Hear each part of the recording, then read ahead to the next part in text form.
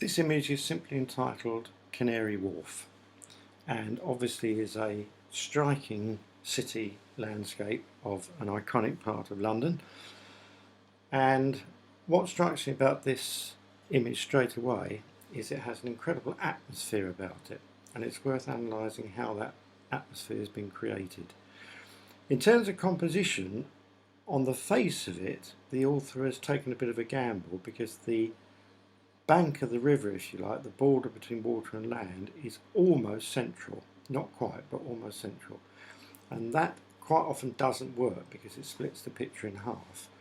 The reason I think the author's done that is they wanted to leave a bit of space under these buildings.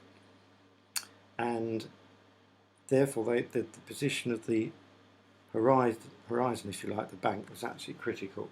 And I think that's the right decision. They've used a slow shutter speed, and it's so slow, and I imagine it was a bit of wind. The clouds had moved quite considerably while the shutter was open, and very clearly we're moving diagonally from left to right. And what that's done is to create this absolutely delightful and very atmospheric sky, which I think really makes the picture stand out from the average. Despite the fact that it's a slow shutter speed, it can't have been much wind because the water has barely moved. There's barely a ripple on the water. But there's just enough movement to create this lovely diffused effect where the reflected buildings are. It's not a mirror reflection. And that slightly diffused effect, again, I think greatly adds to the atmosphere of this very, very strong image. There's just a little bit of movement on the water just there, and that's rather nice because that acts as a little bit of contrast to the very still water everywhere else.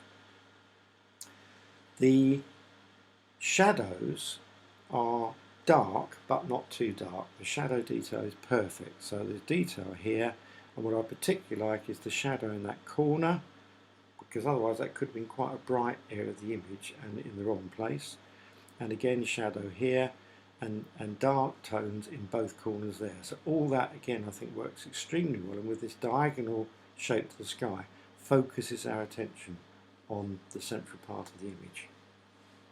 The other thing that really makes the composition strong is the position of this ship coming diagonally in from the right. Strong saturated colour. It was obviously a dull day, and under those conditions colours come over really saturated if you get the exposure right, and I think the exposure is absolutely spot on here. And the combination of that saturated blue and the white, which is the lightest part of the image on the ship, takes your eye into there, which is where you're meant to look.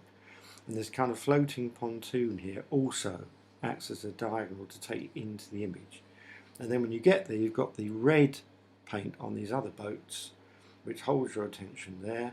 So you're taken into the image by looking at horizontals, and having got there, you then start to enjoy these verticals.